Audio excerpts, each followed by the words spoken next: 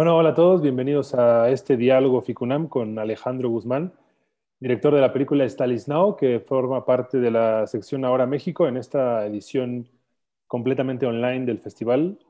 Hola Alejandro, ¿cómo estás? Hola, ¿cómo estás, querido?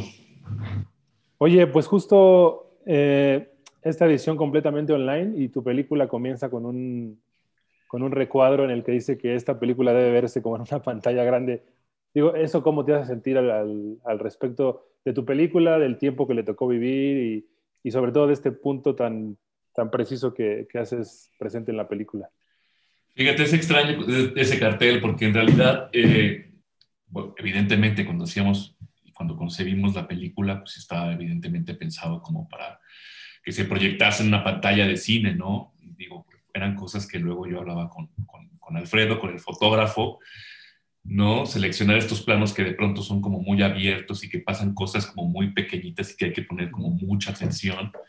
Fue era parte de alguna manera, pues esto, de la trama que queríamos nosotros, pues poner ahí, dentro, más que la trama, como de la estética de la película, vamos a decirlo así, ¿no? Ujú.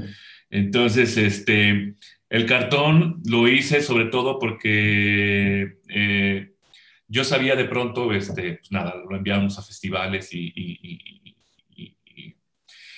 sabía de alguna manera que tenían como la mala costumbre, muchos de los programadores, pues de verlo pues, en una computadora laptop. Sí. Entonces yo sentía que se perdía un poco como la esencia. Y me acuerdo también de una película de Abel Ferrara, que creo que se llamaba, creo que era El asesino del taladro. Y entonces me hacía mucha gracia porque él antes de esa película tenía un cartón literal que decía, pues a los proyeccionistas que le subieran el volumen porque si no, no se podía disfrutar la película como a Ya. full. Entonces como que me inspiré un poco en el cartel de Abel Ferrara y dije, claro, vamos a hacer un cartel que diga, esta película se tiene que ver en una pantalla grande. Ahora, con todo este asunto del coronavirus y del encierro, pues evidentemente la gente pues, va a ver la película en una laptop. Y si bien Sí. me va, pues a lo mejor en una Una computadora pantalla sí. pantalla estacionaria o va a conectar su computadora en una pantalla de 30 a 40 pulgadas. Yo creo que con una computadora de 30 a 40 pulgadas, yo creo que ya, yo me doy por bien servido. No tiene que ser una gran pantalla, pero pues nada, pues, ahora sí que son los tiempos que nos tocó vivir, tiempos muy complicados. Oye, ¿y en algún punto pensaste pues como en cambiar la ruta de la película, en frenar un poco todo, justamente por estas condiciones y porque pues, hay un esfuerzo importante de sonido, como dices, de imagen, para que la película se vea en una sala? Pues mira, lo que pasa es que nosotros echamos a andar la película de alguna manera, como que donde siempre pensamos que iba a estar nuestro público iba a ser como en los festivales o en los cineclubes, ¿no? Sí, sí, sí. Siento yo que es una película como esto, como mucho más, siempre, bueno, la productora y yo decíamos que era una película más como de corte art house, ¿no? Que Sí, difícilmente iba a llegar como una sala sí, como a Cinépolis, grandes. Sí. Cinemex, ¿no? Entonces, lo que hicimos nosotros es que justamente cuando empezó a desarrollarse el bicho, nosotros ya lanzamos la película a moverla, ¿no? O sea, nosotros tenemos un agente de ventas que se llama Pluto. Ujú. Entonces, ellos de alguna manera ya habían empezado a mover la película y ya para entonces ya se había, digamos, catalogado 2020. Cuando quisimos parar el carro ya era demasiado tarde. Ya. Entonces dijimos, pues bueno, pues ya, ni modo, este es el tiempo de la película y así, nada, tenemos que de alguna manera como apechugar, porque si lo planteamos de alguna manera, vamos a guardarle, vamos a esperar a que esto se libere, pero también corres el riesgo de que la película envejezca, ¿sabes? No, de pronto como que no es tan buena estrategia, creo yo. Ya. No lo sé, pues es una cosa a la que le estamos apostando y a lo mejor después, pues bueno, tengamos la oportunidad de que la película, pues esto se ve en una sala de cine. Sí, sí, Ni yo sí. mismo he visto la película proyectada, así te la pongo. O sea, la he visto en una pantalla muy grande, pero verla proyectada en la sala de cine, yo no he tenido todavía La chance. la chance ni la gracia. Oye, bueno, y ahora ya hablando un poco más en forma de la película, cuéntanos un poco del proceso de guión. O sea, veo que, o sea, Itzel Lara es quien lo escribe, pero ella llega a ti con el guión, o cómo fue esta Este, relación. este encuentro. Pues mira, fue así. Lo que pasa es que Itzel y yo ya habíamos colaborado juntos en mi película anterior que se llama Ah, Distancias distancias, ajá. Cortas. Como fue con Distancias Cortas, es que ya existía el guión y yo en realidad estaba buscando un proyecto, pues para nada, pues para lanzarme como director, ¿no? Y nada, pues tuve la fortuna de que me llegara su historia, por recomendación de un tercer amigo que es Gibran Portela. Ajá. Y yo la vi, me enamoré y entonces quedé con Itzel y como que ya hicimos el deal como demasiado pronto. Y esta fue como, digo, a mí me gustó evidentemente pues mucho, mucho, me gusta mucho cómo escribe Itzel y como que a lo que quería ahora como intentar con ella era justamente como un trabajo más partiendo desde cero, porque en distancias, como te decía, pues bueno, ya Ya lo existía la tenía, sí. historia, ¿no? Y, y básicamente como trabajamos fue de alguna manera, es como un poco como con las inquietudes, porque tampoco lo tenía como del todo como muy claro. Lo único que yo sabía de alguna manera era que tenía muchas ganas de hacer una película sobre monstruos o con un monstruo. Ujú. Eh, porque pues bueno, siempre me han gustado las pelis con monstruos, no te voy a decir que no, ¿no? Entonces, pero de alguna manera quería también hacerla como una película como mucho más personal. Tenía Ya, muchas ganas de hacer como un melodrama y que hubiera un monstruo ahí metido. Tenía como muchas ganas como que de mezclar géneros. Y con esa información, digamos, yo se la solté a Itzel y Itzel, pues bueno, empezó como a trabajar una idea, ¿no? Eh, eh, Otra como influencia muy, muy, muy, muy grande es un cómic norteamericano que se llama Ombligo sin fondo. Y era justamente eso, es un melodrama, ¿no? Es una situación familiar, una crisis familiar, y uno de los integrantes es una especie como de sapo mutante, donde a nadie le importa que es un sapo mutante, pero es porque como que los cómics te permiten como esa libertad. ujú. Y al final tenía algo que ver con la historia y a mí me gustaba como mucho ese crossover, vamos a decirlo así, ¿no? Y tenía ganas de hacer algo así con Stanislao. Y lo que fue sucediendo es que pues la historia fue cambiando un montón de veces, ¿no? Yo creo que Itzel luego de pronto tomó muy a literal lo del sapo, del cómic, y entonces hizo como una primera versión de Stanislao muy parecida a la forma del agua. Y cuando salió la forma del agua dijimos, no, no queremos hacer la forma del agua, la forma del agua ya la hizo Guillermo del Toro y la hizo bastante bien. Sin contar evidentemente que se estaba hablando de una película como de un gran, gran, gran presupuesto, ¿no? Exacto, sí. Y nos gustó mucho como la historia de este hombre regresando a la Ciudad de México, ¿no? Y de alguna manera que tenía que enfrentarse con esto, como con un familiar con el cual tenía algo que no había resuelto en muchos, muchos, muchos años, ¿no? Ahí digamos que yo digamos, de mi cosecha, pues, de alguna manera es una pesadilla que yo tengo constante en el sentido de que, pues bueno, yo no soy de la Ciudad de México, yo soy del norte, del noroeste del país, soy de Sinaloa. Mis padres viven allá y claro, para mí siempre es un terror que un día, no sé, suene el teléfono y levante la bocina y me digan, ¿sabes qué? Pues tu mamá o tu papá se murió, vente para Ujú. acá. Y entonces yo tenga que ir de alguna manera como a, pues esto, a recoger como los pedazos, lavar la ropa sucia, pues de todos los pendientes o todas las cosas que hay, digamos allá que yo de alguna manera no he resuelto o estoy resolviendo, ¿no? Para con mi familia, pero como dentro de un contexto justamente donde ya se perdió una parte importante, digamos, de ese núcleo, ¿no? Y a mí eso como que siempre pues es una constante, es una cosa ahí que no se me sale de la cabeza. Y a partir como de ahí empezamos a construir, pues bueno, la película y el guión. Oye, y digo, justo hablabas de que, o sea, una película en la que tenga un monstruo y que tenga implicaciones como más de estas películas que dices que te gusta ver, pero también a una, o sea, como empatado con una historia personal como las inquietudes de las que hablas y demás. O sea, primero, ¿cómo, o sea, cómo vendes eso? O sea, ¿cómo logras que la gente lo entienda? Porque si lo cuentas, o sea, a lo mejor se entiende la idea, pero en el ejercicio tal vez no te lo imaginas tan claro, justo por temas presupuestales, Mm, pues a lo mejor son mundos muy distintos, como una historia en la Ciudad de México de una persona que vuelve filmada en blanco y negro, pero hay un monstruo. ¿Y cómo fueron encontrando eso? Hablando como en términos de de presupuesto, de pues, la gente a la que hay que picharle la película y demás. Pues mira, digo, yo creo que, que un gran gancho para poder vender la película es justamente cuando mencionas que hay un monstruo metido ahí. Porque Ya, la mayoría de la gente se va con la finta de que, pues bueno, va a haber monstruo, pues va a ser una película de horror o va a ser una película fantástica, ¿sabes? Va a tener como una cosa ahí como cierto blockbuster ajá, exacto. extraño de que va a jalar y la gente va a querer ir a verla, ¿no? En realidad llama mucho. Y digo, y lo vi durante los cortes también de la película mientras lo estaba editando. Cuando salía Stanislao, todo el mundo quería ver más. Entonces ese es como un muy buen gancho. Cuando la pichamos, por ejemplo, para conseguir el presupuesto fue chistoso porque, este, digo, de pronto la persona que estaba dispuesta a darnos el dinero, pues nada, era como una persona un poco más, pues digo, no conservadora, pero pues sí, con ciertos, sí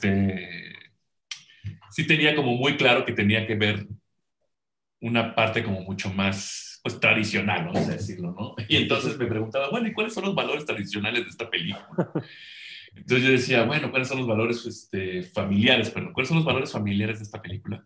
Entonces yo decía, bueno, pues, finalmente sí tiene valores familiares esta película. Digo, con todo y que hay un monstruo, pues finalmente es un tipo que se tiene que reencontrar con su hermano, que si bien está deforme o lleva este disfraz extraño en forma de pajarraco, ¿no? Y una cosa que tiene ahí, pues con su papá, que no acaba como de resolver, pero al final se resuelve, o por lo menos lo intentan. Claro que ahí hay una cosa de asuntos familiares y personales, ¿no? Y por ahí fue donde logré venderla. La cosa es más bien a la hora como de, no sé, picharla aquí o de que alguien me pregunta, bueno, ¿y de qué trata tu película, no? Y yo siempre había pensado de alguna manera como el monstruo, como una cosa ahí que tenía que ser como una especie como de huevo sorpresa Kinder. O sea, la película es el chocolate, pero el monstruo es el juguete. Digo, la metáfora se me Sí, acaba de ocurrir ahora, pero siempre que me preguntan, la vendo, bueno, eso es un drama familiar, es un tipo que está regresando a su casa, ¿no? Porque se le murió su madre y tiene que lidiar con un hermano que es un poco loco, pero tampoco les doy muchos detalles porque justamente como que parte de la gracia de esta película es justamente que tú vayas descubriendo qué es lo que va pasando durante toda la historia, porque yo lo veo como un rompecabezas. Empieza con este sujeto que llega ahí a un baño de carretera y lo vemos que se está rasurando y que se está cambiando. Y no nos queda muy claro muy bien hacia dónde va o qué es lo que está haciendo. Y de pronto llega a una extraña fábrica con un sujeto que tampoco sabemos muy bien quién es. Y a mí lo que me gusta mucho como de este planteamiento que siempre se hizo como desde el principio, pues es que siempre pues, la gente está pensando, ¿no? ¿Qué es lo que está pasando aquí? ¿Quién es él? ¿Este es quién? ¿Es su papá o es su novio? Ah, no, es el padre. Y entonces, ¿por qué hablan de un personaje? ¿Quién es Stanislao? ¿Y dónde está la mamá? Y todo el tiempo se están preguntando, preguntando. Y obviamente, pues yo les voy soltando poco a poquito, pues que es de que va un poco como la historia, ¿no? Entonces, a la hora de venderla o a la hora de que me preguntan, pues de qué va tu película, siempre lo digo, no estoy mintiendo, nada más simplemente es como otra manera de verlo. Pues nada, es un sí, claro. sujeto que llega a la Ciudad de México a ver a su familia que hace bastante tiempo que no ve porque se le murió la mamá y pues bueno, tiene que arreglar ahí unos asuntos, unos pendientes que siempre tuvo para con su papá y sobre todo para con su hermano, pues, que está un poco loco, está un poco fuera de la realidad. Y justo en este planteamiento que haces pues del monstruo, entre comillas, porque o sea, es su hermano, pero tiene un disfraz, pero tiene como, o sea, en apariencia, digo, justo, no sé si tu intención era como que la condición del personaje dejarla como un poco, Ambigua. como ambigua, exacto, o sea, como que es una persona que tiene fuerza, aparentemente como fuerza mayor que el resto de las personas, pero no se le ve la cara, no sé, o sea, ¿cuál eres, cómo armaste ese personaje? Y sí, eso, básicamente. Sí, Stanislao es una presencia bastante extraña y ambigua. En un principio, el primer Stanislao, pues evidentemente era un monstruo tal cual, ¿no? Era un hombre rana, ¿no? Una criatura que de alguna manera se estaba metamorfoseando, no sé si se diga así, pero bueno, estaba Ajá. cambiando y esa era como la primera versión. Y luego por ahí pasó también como una especie como de hombre insecto que también desechamos porque había como mucha referencia como a la mosca de Cronenberg. Y digamos que uno de los retos o de las cosas que yo me había planteado como dentro de la película era que no quería como un monstruo digital, ¿sabes? No quería Ah, eso. un personaje como construido de tipo, pues no sé, Jurassic Park, estos Casi personajes que cualquiera de están muy de Hollywood, sí. moda, pues que los ves en cualquier Sí, sí. película. Y siempre tenía como esta idea como muy romántica, pues de volver al, pues bueno, un poco al monstruo de disfraz, pues una persona con una botarga de Godzilla, si tú quieres, pues algo como un poco más como en más como en ese mundo yo siempre viví. Entonces, siempre como que la apuesta era, si yo logro construir o crear un monstruo de alguna manera está hecho de telas, digamos, como en el caso Ujú. un poco de Stanislao, ¿no? Y el público se la compra, pues bueno, estoy un poco como del otro lado, pues como que la apuesta fue siempre por allí, ¿no? Era como que el monstruo fuera como muy artesanal, muy Ya. básico, muy elemental, casi que yo pudiera tomar las cosas que tengo aquí en el escritorio y poder Sí. convertir un monstruo, convertirme yo en un monstruo de alguna manera, y entonces que cuando yo lo presentara en la película, pues bueno, el público lo creyera que fuera un monstruo y no una persona ahí nada más, yo qué sé, con un pañuelo, Como con disfrazada, unas sí. gafas o con una nariz falsa, ¿no? Siempre fue como la apuesta.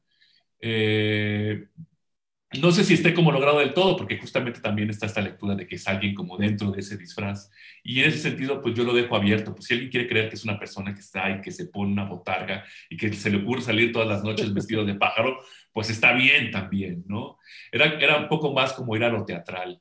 O sea, pero un poco como que el espíritu de la película, toda la película va como que en ese tenor, digamos, ¿no? Originalmente, por ejemplo, la película estaba planteada que fuera en una gran casona y cuando nos empezamos a buscar locaciones, pues sí encontrábamos casas, pero no eran lo suficientemente grandes o si eran lo suficientemente grandes, eran como muy caras para nuestro presupuesto. En algún punto por ahí yo me acuerdo que se planteó de, bueno, rentemos una casa grande y luego le ponemos un montón de cajas, así como si los personajes estuvieran como mudando. Y a mí, por ejemplo, pues no me pareció, no me gustó como mucho esa idea porque siento que de alguna manera pues se sentían como esto, como los valores de producción o que podría ser como una película como muy pobre y pues esto no nos alcanzó para Claro. los muebles, vamos a poner unas cajas. Y yo, pues bueno, siempre fue como, bueno, vamos a hacerlo con lo que tenemos y vamos a resolverlo como de una manera creativa. Y buscando la locación de la casa, de pronto encontramos una que estaba justamente al lado de esta fábrica pues de telas, ¿no? Y entramos y la vimos y de pronto dije, pues claro, no más, aquí, es que es aquí, está increíble. Donde pongas la cámara, esto se va a ver increíble. Como que la filosofía es, en lugar, digamos, yo tengo un guión y en lugar de yo transformar la realidad para adaptarla al guión, Al lo revés. hicimos al revés. Entonces tengo esto, es lo que me da la realidad, entonces yo voy a transformar este escrito y me voy a adaptar a ella. Y así fue un poco como todo, te digo, toda la filosofía de Stanislao y para mí fue como muy enriquecedor y muy estimulante porque todo el tiempo tenía que estar resolviendo. En lugar de decir, no, es que esta locación no se parece a lo que yo más o menos me imaginé o a lo que está escrito en el guión de Excel.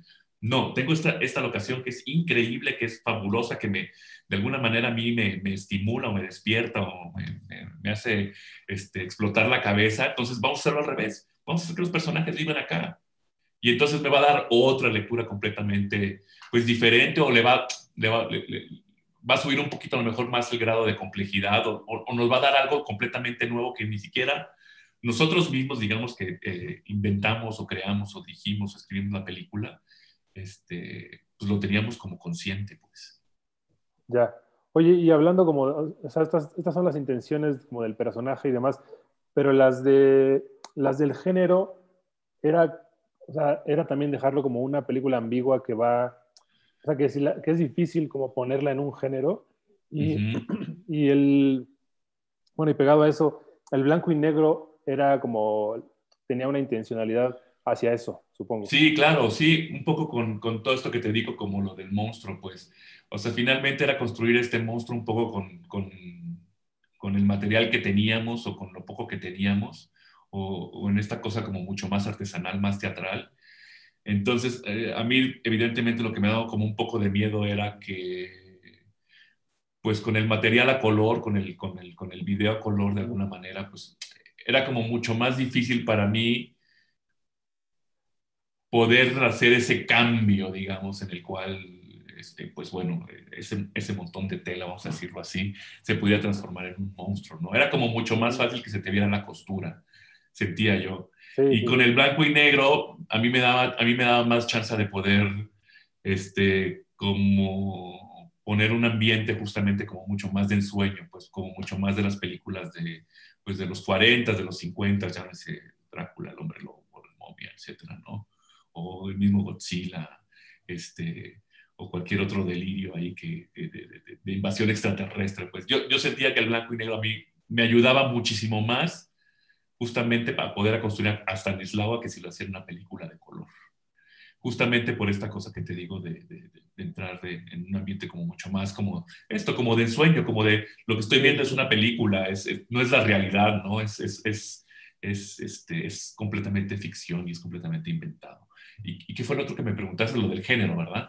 Sí, o sea, como que justo el género era la intención que quedara como ambiguo porque es difícil ponerla en un solo lugar, pues. Sí, la idea era como mezclar géneros. O sea, en un principio yo tenía como la idea de hacer eh, pues una película de monstruos, pero no quería hacer una película de horror. No se me antojaba hacer una película de un monstruo, yo qué sé, comiéndose gente y Ujú. destrozando cuerpos. Este, y era más, de alguna manera, como que estaba más enfocado como a intentar hacer un melodrama, ¿no? Hacer un drama familiar o hacer una película como mucho más personal, más, no puedo decir que es experimental porque no es una película experimental, Sí, no. pero lo que yo tenía muchas ganas era como de poder jugar como con el material y poder jugar como con los elementos que yo tenía ahí.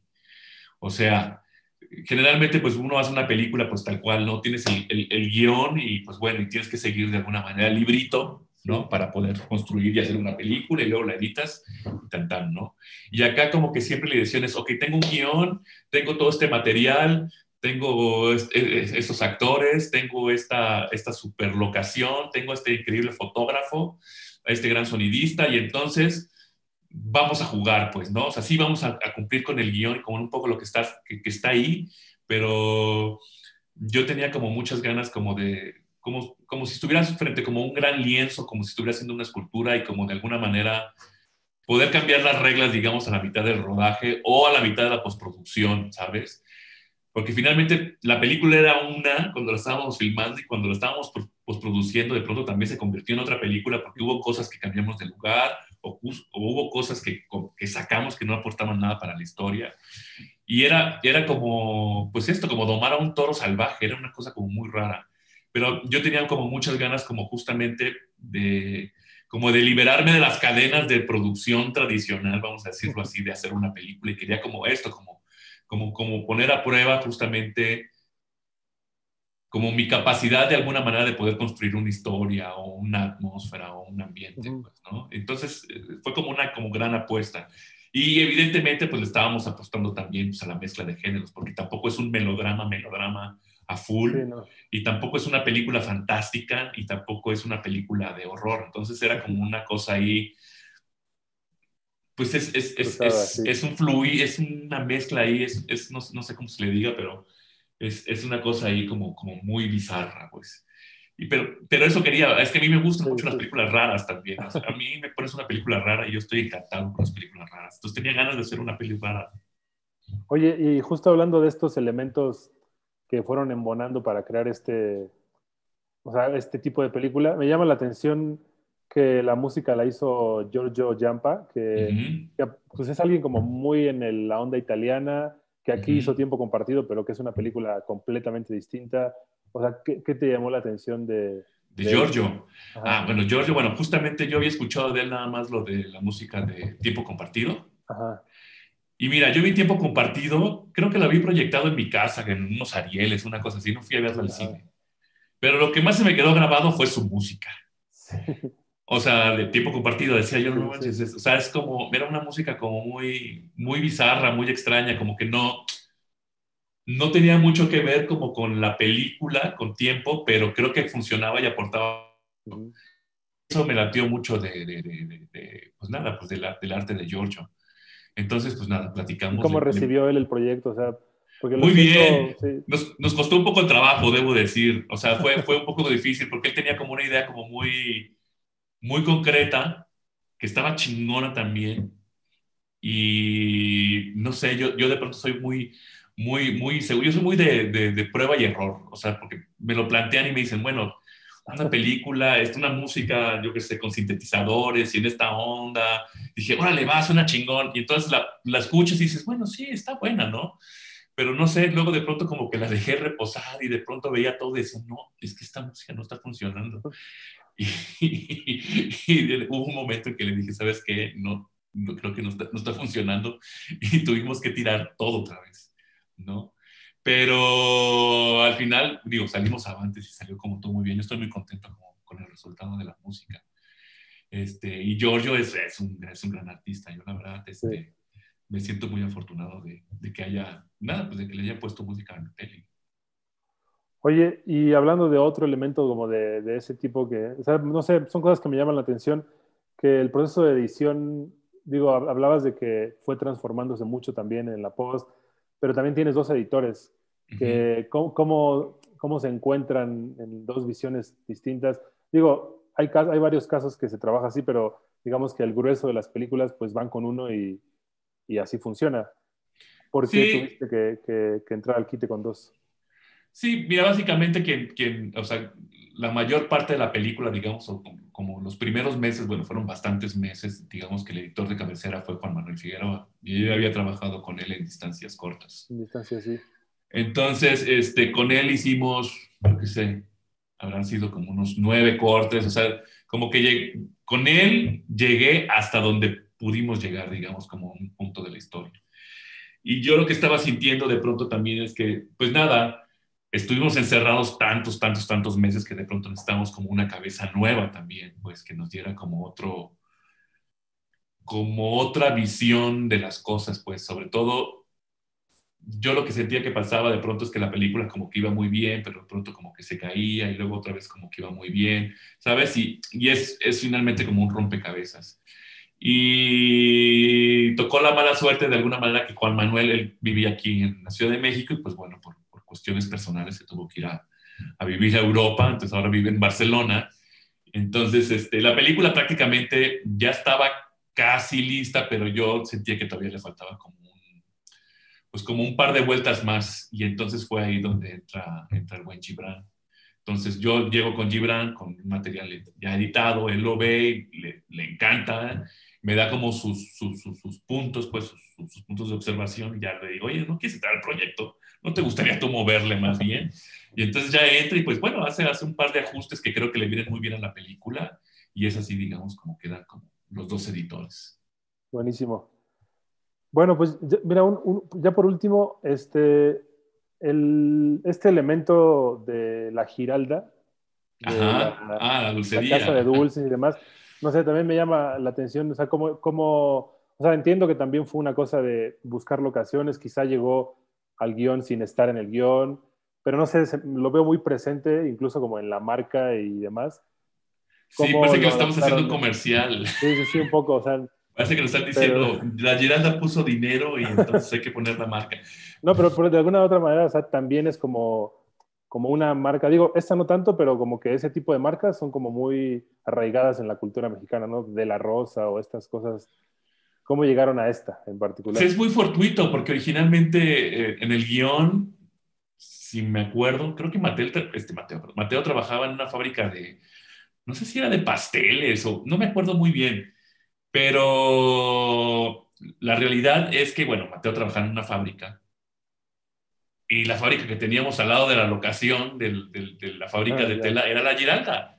ya, ya, ya. Entonces, literalmente les dije a los chicos de producción, vayan, toquen a la puerta y vaya, vamos a ver si nos dejan filmar ahí. Entonces, pues literalmente fueron tocando a la puerta y pues bueno, sí, evidentemente dijeron que sí. Y pues, esto, la teníamos al lado y filmamos al lado. Te digo que fue...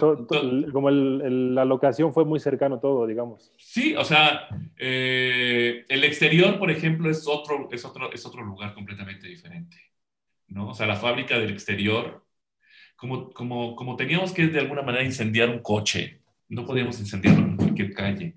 Entonces, lo que buscamos fue una calle donde pudiéramos prenderle fuego a un coche y que tuviera una fábrica o una bodega de frente. Y esa la encontramos mucho más por acá, por Santa María la Ribera. Ya. Y el interior lo hicimos, es más allá por, pues justo al lado de la Giralda, que creo que es por Calzada del Hueso, o sea, donde Por el encontramos como sur, esta claro. fábrica de... Ajá. Entonces, pues hicimos el chanchullo, evidentemente el interior está acá y el exterior está acá.